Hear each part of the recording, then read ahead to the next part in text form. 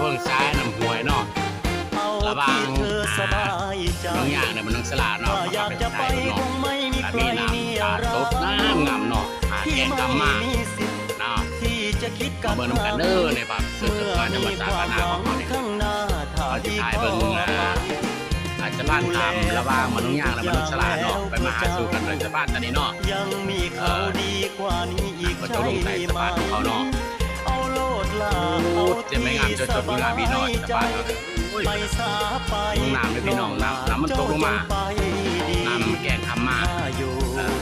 จะได้เกิดว่าแกงทำมาเนาะก็มีสะพานอยู่ทางเดิมมีความหวานบ่มีความสุขเป็นทุกทั้งปี